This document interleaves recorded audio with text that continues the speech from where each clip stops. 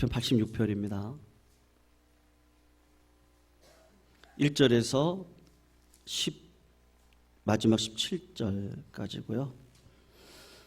우리 교독으로 읽도록 하겠습니다. 시편 86편 1절에서 17절 교독으로 읽도록 하겠습니다. 1절 제가 먼저 읽습니다. 여호와여, 나는 가난하고 궁핍하오니 주의 귀를 기울여 내게 응답하소서. 나는 경건하오니 내 주 하나님이여, 주를 의지하는 종을 구원하소서. 주여, 내게 은혜를 베푸소서. 내가 종일 주께 부르짖나이다. 주여, 내 영혼이 주를 우러러 보오니 주여, 내 영혼을 기쁘게 하소서. 주는 선하사 사죄하기를 즐거워하시며 주께 부르짖는 자에게 인자함이 후하심이니이다. 여호와여, 나의 기도에 귀를 기울이시고 내가 간구하는 소리를 들으소서. 나의 환난 날에 내가 주께 부르짖으리니 주께서 내게 응답하시리이다. 주여, 신들 중에 주와 같은 자 없사오며 주의 행하심과 같은 일도 없나이다. 주여, 주께서 지으신 모든 민족이 와서 주의 앞에 경배하며 주의 이름에 영광을 돌리리이다. 무릇 주는 위대하사 기이한 일들을 행하시오니 주만이 하나님이시니이다. 여호와여, 주의 도를 내게 가르치소서. 내가 주의 진리에 행하오리니 일심으로 주의 이름을 경외하게 하소서. 주 나의 하나님이여, 내가 전심으로 주를 찬송하고 영원토록 주의 이름의 영광을 돌리오리니 이는 내게 향하신 주의 인자하심이 크사 내 영혼을 깊은 수월에서 건지셨음이니이다.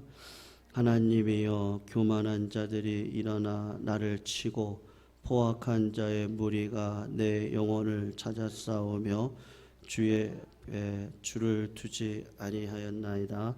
그러나 주여, 주는 긍휼히 여기시며 은혜를 베푸시며 노하기를 더디하시며 인자와 진실이 풍성하신 하나님이시오니 내게로 돌이키사 내게 은혜를 베푸소서. 주의 종에게 힘을 주시고 주의 여종의 아들을 구원하소서. 우리 같이 읽겠습니다. 은총의 표적을 내게 보이소서. 그러면 나를 미워하는 그들이 보고 부끄러워하오리니 여호와여, 주는 나를 돕고 위로하시는 이시니이다. 아멘. 오늘 시편 86편은 다윗이 큰 어려움에 빠져서 하나님께 구원을 해달라고 간구했던 기도입니다. 그냥 시가 아니고요. 오늘 본문은 그냥 기도라고 보시면 되는데, 오늘 1절을 보시면 여호와여, 나는 가난하고 궁핍하오니 주의 귀를 기울여 내게 응답하소서. 그냥 이렇게 기도를 하고 있습니다. 성도님들, 어려운 일 만나서 하나님께 기도하고 응답받았던 경험들이 있으시죠? 아마 다 있으실 줄로 압니다. 기도 응답받았던 어떤 체험과 간증을 하라고 하시면 우리 성도님들이 가지고 있는 간증거리가 충분히 많이 있을 줄로 압니다. 그런데 참 불편한 진실이 뭐냐 하면요, 기도 응답을 받은 간증보다도 기도 응답받지 못했던 안타까운 사정이 훨씬 더 많다는 것이죠. 여러분 중에 기도를 했는데 응답받지 못한 분 계세요? 제가 이렇게 한번 손을 들어보라 그러면 아마 대부분의 분들이 응답받지 못했던 경험도 또한 있을 줄로 압니다. 바로 여기에 우리 기도의 좌절이 있습니다. 하나님은 진짜 기도하면 다 응답해 주십니까? 전부 다 응답을 해 주세요? 아니라는 거죠. 많은 경우에 하나님께서 아니라고 할 때가 있고요, 기다리라고 할 때가 있습니다. 물론 그것까지도 응답으로 보면 참 귀하고 복된 신앙이지만 많은 성도님들이 실제로 경험상 기도했는데 하나님이 아니라고 하는 경우들을 굉장히 많이 경험을 합니다. 근데 시편 86편을 보시면 바로 이 배경 속에서 이 기도를 하고 있는 거거든요. 하나님이 응답을 안 해주세요. 그런데 오늘 다윗의 기도를 보시면 응답받지 않은 상태에서 기도했구나라는 것을 알 수가 있거든요. 몇 가지 구절을 잠깐 보시면 1절입니다. 여호와여 나는 가난합니다. 궁핍합니다. 왜 가난하고 궁핍하다고 그러겠어요? 아직 하나님의 응답이 떨어지지 않은 거죠. 3절을 보세요. 내가 종일 주님께 부르짖습니다. 아니 왜 종일 하나님 앞에 부르짖겠어요? 아직 응답이 떨어지지 않았기 때문에 그렇습니다. 6절을 한번 보시면 여호와여 나의 기도에 귀를 기울이시고 내가 간구하는 소리를 들으소서. 하나님 내 기도를 들어주세요. 왜 이렇게 기도를 하겠어요? 하나님이 아직 응답을 해주시지 않았기 때문에 지금 기도하고 있구나 이렇게 지금 우리가 봐야 마땅한 일이죠. 이런 일이 되어지면 많은 성도님들이 믿음이 무너집니다. 하나님이 살아계신 것 같지 않아? 하나님이 내 기도를 들어주시는 것 같지 않아? 야, 하나님이 진짜 사랑의 하나님이 맞아? 그런 원망과 불평이 내 입에서 나오기 시작하고 구원의 감격과 구원의 기쁨이 다 무너지고 마는 거거든요. 근데 다윗이 달랐던 것이 뭐냐 하면 지금 시편 86편을 보면 분명히 지금 다윗도 하나님께 응답받지 못한 상태에 있음에도 불구하고 다윗은 여전히 뭐를 하고 있습니까? 기도의 행위를 멈추지 않고 있었다는 거예요. 이게 무슨 말이죠? 하나님을 향한 친밀함이 있었다는 것입니다. 여러분, 시편 86편의 다윗은 자신의 기도를 하나님이 귀를 기울여 들으신다라는 표현을 많이 쓰고 있습니다. 1절을 한 번 더 보시면요, 주의 귀를 기울여 내게 응답하소서. 그냥 하나님이 보좌 앞에 앉아가지고 허리를 뒤로 이렇게 누이시면서 그냥 이렇게 거만한 모습으로 그래, 야 네가 원하는 게 뭐야? 이렇게 하나님께서 우리들에게 말씀만 하셔도 이거 감지덕지죠. 그런데 다윗은 지금 뭐라고 고백을 하냐 하면 주님의 귀를 기울여 내게 응답하소서. 하나님께서 귀를 기울여서요 내 기도를 들어주신다. 그렇게 전제를 하고 그대로 믿고 기도를 하고 있는 거예요. 2절을 보시면 하나님이여 이렇게 할 수 있는데 뭐라 그러죠? 내 주 하나님이여 이렇게 이야기를 하고 있습니다. 우리도 내 친구라는 표현을 쓰죠. 우리 엄마, 우리 아빠, 우리 교회, 우리 성도, 우리 교인 이런 표현을 쓸 때 친밀한 표현이잖아요.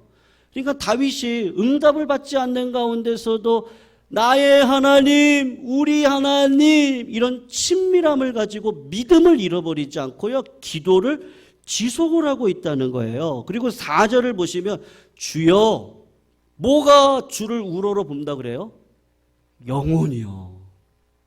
성도님들, 정말 다윗은 그 영혼을 다해서 늘 주님, 나의 아버지를 바라보면서 친밀함을 가지고 기도를 하고 있다는 거예요. 성도님들, 1절, 2절을 다시 한번 보시면 이렇게 얘기를 해요. 나는 뭐라 그러죠?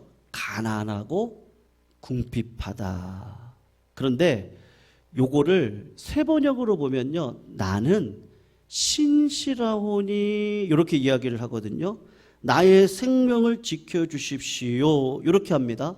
그러니까 여러분, 내가 신실하다라는 말이 무슨 말이겠어요? 무슨 뜻이죠? 다윗이 힘들고 어려운 일이 지금 생겼습니다. 그런데 하나님 앞에 기도를 했는데 아직 해결을 받지 못했습니다. 그런데 다윗의 마음 가운데 하나님, 저는 신실해요.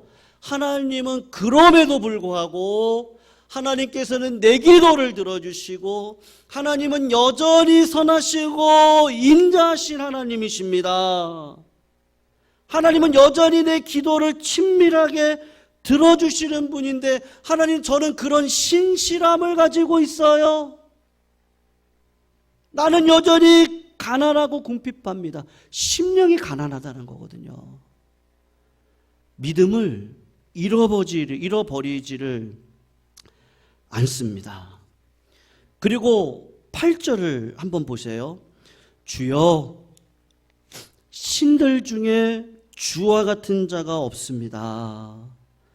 그리고 12절 13절을 보시면 주 나의 하나님이여, 내가 전심으로 주를 찬송하고 영원토록 주의 이름에 영광을 돌립니다. 이는 내게 향하신 주의 인자심이 큽니다. 내 영혼을 깊은 수월에서 건져주셨습니다. 어려운 형편에서 하나님을 향한 그 신실한 고백을 멈추지 않고 있는 다윗의 그 믿음의 신실함을 보여주는 거예요. 성도님들, 그러다가 뭘 깨닫죠? 아, 하나님이 나한테 말씀하시는데 내 죄를 묵상하는 가운데 뭐가 잘못됐다는 것을 깨달았습니다. 아, 내가 이런 일 때문에 하나님의 징계를 받는 것 아닌가? 그렇게 생각이 들었던 것 같습니다. 여러분, 그런 마음이 들면 어떤 마음이 드세요? 하나님이 나한테 이렇게 징계를 하시네? 오히려 시험이 들 수 있잖아요. 근데 다윗은 무너지지를 않습니다. 성도님, 그래서 15절을 보세요. 15절을 보면 뭐라고 하죠? 그러나 내가 죄악 가운데 있다 할지라도, 하나님이 나를 징계하신다 할지라도, 그러나 주여, 주는 긍휼히 여기시며 은혜를 베푸시며 노하기를 더디하십니다. 인자와 진실이 풍성하신 하나님이십니다. 절대로 하나님을 향한 그 친밀함을요, 떨어버리지를 않는 거예요. 무너지지가 않아요. 정말 그렇게 믿어요. 하나님은 진실하신 분이세요. 하나님은 결국은 나를 잘 되게 해주실 분이세요. 사랑의 하나님 하나님이세요. 그래서 다윗은 하나님 앞에 더 가까이 나갑니다. 그래서 16절을 보시면 하나님, 내게로 돌이키세요. 내게 은혜를 베풀어 주세요. 주의 종에게 힘을 주세요. 주의 여종의 아들에게 하나님 구원함을 주세요. 주님의 얼굴을 나에게 비춰주세요. 여러분, 하나님께 기도할 때 말이에요, 우리가 응답 받느냐 안 받는다는 것도 중요한 문제이지만 기도할 때 하나님과의 그 친밀함을 놓치지 않을 수 있다면 그러면 얼마나 놀라운 일들이 벌어지겠습니까? 다윗은 도대체 이렇게 힘들고 어려운 가운데서도요, 응답이 떨어지지 않는 가운데서도 여전히 하나님을 향한 기도를 멈추지 않고, 그분을 향한 찬양이 멈추지 않고, 그분의 얼굴을 바라보고 그분을 향한 긍휼함을 구하고 애통한 마음을 가지고 주님 앞에 나아가는, 아니 어떻게 이렇게 친밀함을 느끼고 살아갈 수가 있을까요? 성도님들, 17절이 저는 오늘 핵심 구절이라고 생각을 하거든요. 17절 한번 보세요. 뭐라 그러죠?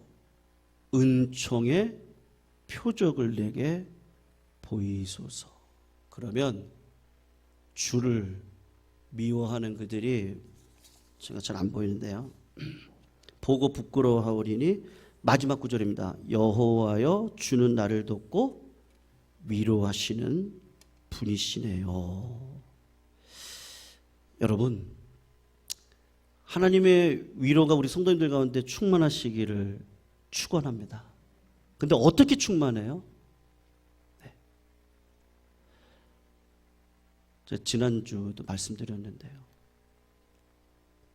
하나님이 사무엘을 불렀잖아요. 사무엘아, 사무엘아. 왜 엘리 제사장이 나를 부르나? 아니다, 가서 자라. 사무엘아, 사무엘아. 엘리 제사장님, 저를 부르셨나요? 아니다 이놈아, 내가 너를 왜 부르니? 가서 자라. 사무엘아, 사무엘아. 엘리 제사장님, 저를 부르셨나요? 엘리 제사장이 하나님이 사무엘을 부르시는구나. 사무엘아, 혹시 네 이름을 부르거든 주의 종이 여기 있습니다. 말씀하시옵소서. 하나님이 너를 부르신다. 주의 종이 여기 있사오니 말씀하옵소서 라고 해라. 여러분, 우리가 기도할 때, 찬양할 때, 예배 자리에 있을 때 하나님께 나아가지 않고 견딜 수 없는 이유가 뭐예요? 이게 신비가 아니거든요. 하나님이 위로를 주세요. 네. 말씀으로 위로를 주시고요. 찬양 가운데 그 가사가 내 가사예요. 그리고 그냥 기도하는 것 자체가 이게 복이구나. 왜 그런지 아십니까? 위로를 받기 때문에 그렇습니다. 우리 자녀들을 키울 때 성도님들 어떻게 하세요? 자녀가 해달라는 대로 다 해주십니까? 못 해줄 수도 있습니다. 그리고 안 해줄 수도 있습니다. 근데 여러분의 자녀들이 해달라는 거 다 안 해줄지라도 성도님들 자녀들에게 뭐는 해줘요? 네, 위로는 해주죠. 찬찬히 설명을 해줍니다. 지금은 이러한 상황이야. 그래서 네가 원하는 걸 다 해줄 수가 없어. 라든지, 네가 지금 그거를 갖고 있으면 너는 위험한 자리에 처할 수밖에 없다. 그러니까 내가 그걸 못 해주는 거야. 부모가 자식들에게 안 해줄 수도 있고 못 해줄 수도 있는데 자식에게 가서 설명을 해줍니다. 이해를 시켜줘요. 그리고 하나님의 뜻을 보여줘요. 그러니까 부모님의 뜻이 이런 거구나. 부모님은 더 넓은 계획을 가지고 우리를 이런 방식으로 끌어가시는 거구나. 그래서 성격이 중요한 게 아니라니까요. 자식 볼 때 뭐를 봐요? 뭐가 가장 좋아요? 내 자식이 뭐가 할 때 가장 좋아요? 내 말에 순종할 때, 부모의 말에 신뢰할 때, 부모가 이런 행위를 할 때 뜻이 있겠지 생각하고, 성격이 어떠하든 환경이 어떠하든 그걸 나의 위로로 받고 살아갈 때 말입니다. 지금 다윗이 그 이야기를 하고 있는 거죠. 하나님, 아직 내 기도에 응답은 안 하셨습니다. 근데 기도를 멈출 수가 없어요. 그 신실하신 하나님을 찬양하지 않을 수가 없어요. 왜요? 하나님이 어릴 적부터 지금까지 나를 인도해 오셨거든요. 하나님이 나와 함께 하심을 나도 알고 사울왕도 알고 요나단도 알고 이방 사람들도 알 수 있도록 하나님이 역사하셔서 그를 하나님의 자녀로 끌고 가시거든요. 하나님이 자꾸 위로를 주시는 거예요. 그러니까 진짜 위로가 뭐야? 하나님이 나와 함께 하심이란 말이죠. 여러분, 요셉이 노예로 팔려갔을 때 요셉이 기도하지 않았겠어요? 하나님, 엄마 아빠가 보고 싶어요. 하나님, 집에 가게 해주세요. 하나님, 어떻게 형들이 나한테 이렇게 할 수 있어요? 근데 하나님이 어떻게 하시죠? 응답을 안 해주세요. 안 돼. 근데 하나님이 어떻게 하세요? 함께 해주세요. 함께 해주시니까 위로가 있어요. 그가 하나님과 함께 해주신다는 걸 만천하에 보여주세요. 은혜의 표적을 주세요. 요셉을 위로하세요. 그래서 고난 가운데 있을 때 요셉이요, 낙심하지 않아요. 왜요? 하나님이 위로해 주시는 거예요. 걱정하지 마. 내가 너와 함께 있어. 내가 너를 향한 섭리가 있어. 너를 향한 뜻이 있어. 너는 아직 몰라. 근데 난 널 떠나지 않아. 웃어. 힘들어? 기쁘다고 선포해. 어려워? 괜찮아. 내가 너와 함께하고 있어. 오래 참아. 견뎌. 내성을 가져. 너 승리할 거야. 최선을 다해 살 수 있도록, 낙심하지 않도록, 종으로라도 열심히 살아갈 수 있도록, 죄수라고 할지라도 낙심하지 않고 삶을 성실하게 살아갈 수 있도록 하나님이 그에게 함께 하셔서 계속해서 힘을 주는 거예요. 함께 하심이죠. 요셉도 알고 보디발도 알고 간수장도 알아요. 저 사람은 하나님이 함께하는 사람이다. 엘리야가 갈멜산에서 850명 바알의 제사장들과 영적인 싸움을 싸웁니다. 제단에다가 소를 잡아놓고 하늘로부터 불을 내리는 신이 참신이라고 우리가 같이 한번 전쟁을 해보자. 그래서 엘리야의 제단에 하늘로부터 불이 내렸습니다. 이런 놀라운 승리가 어디 있겠습니까? 그런데 하나님께서 엘리야가 도망자가 되는 것들을 그냥 허용을 하십니다. 이세벨 여왕이 엘리야를 죽이려고 쫓아다닙니다. 그러니까 엘리야는 도망을 가야 됩니다. 엘리야로서는 속이 터지는 일입니다. 우리로서는 이해가 되지 않습니다. 아니, 하늘에서 불을 내려가지고 제단을 불태워버렸던 그 능력이 있는 엘리야가 왜 도망을 다녀요? 엘리야가 기도하지 않았겠어요? 하나님, 저 이세벨 여왕에게 불을 내려서 심판하여 주십시오. 근데 하나님이 그냥 살려두세요. 하나님의 계획과 뜻이 있기 때문에 그렇습니다. 하나님은 심판의 하나님이 아니시거든요. 아무리 이세벨이라고 할지라도 하나님 앞에 돌아오기를 원하는 그런 아비의 마음을 가지고 참고 또 참고 또 참으시거든요. 오늘 다윗은 그걸 알아요. 하나님은 인자하신 분이세요. 노하기를 더디하세요. 하나님은 끝까지 인내하시는 분이세요. 엘리야는 속이 뒤집어졌어요. 광야에서 조그만 나무 밑에 그냥 머리 디밀고 하나님 앞에 기도했어요. 여호와여, 넉넉하오니 지금 내 생명을 취하소서. 나는 내 열조보다 낫지 못합니다. 하나님, 그냥 나 죽이세요. 왜 나를 이렇게 합니까? 그때 하나님이 어떻게 하시죠? 까마귀를 보내요. 엘리야한테, 야, 힘내. 먹어라, 야. 내가 너를 향한 계획이 있다. 이건 내 계획 안에 있는 거야. 고난은 좋은 거야. 고난은 유익이야. 근데 너를 떠나지 않아. 엘리야가 이걸 순간 경험을 하는 거예요. 신앙이라는 게 그렇거든요. 그걸 경험해요. 하나님의 음성을 들어요. 말씀이 나를 막 흥황케 해요. 찬양의 능력이 있어. 기뻐합시다. 낙심하지 맙시다. 야, 두려워 말아라. 하나님이 함께 하셨고 하나님이 부르셨고 하나님이 그 일을 행하시기 위해서 떠나는 법이 없어요. 그걸 친밀함을 계속 느끼고 걸어가는 거예요. 믿음으로요. 엘리야가 그걸 경험을 해요. 까마귀를 보내서 은혜 안 받은 사람이 어디 있어요. 근데 그걸 친밀함으로 경험하게 하세요. 견딜 수 있도록 힘을 주세요. 그러다가 하나님이 기적과 같은 일들을 이뤄가시겠죠. 뜻이 있거든요. 하나님이 일꾼 삼을 거예요. 저는 성도님들에게 하나님이 주시는 일꾼의 복이 있다고 생각합니다. 확실합니다. 그러면 하나님이 분명히 은사를 주세요. 왜요? 하나님의 교회를 감당해야 되거든요. 분명히 주셔요. 여러분, 엘리야는 사명이 있었거든요. 그렇게 40일간 시내산으로 인도해 주세요.